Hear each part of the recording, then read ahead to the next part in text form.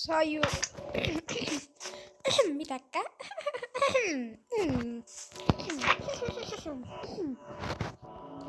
Say YouTube.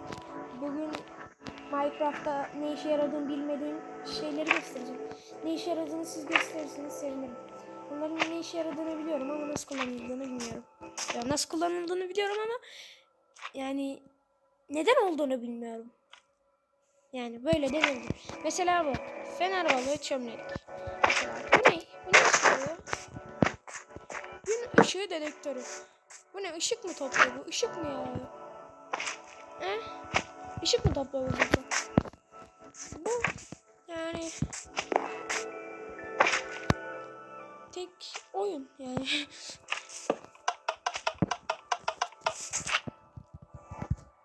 Görüşürüz.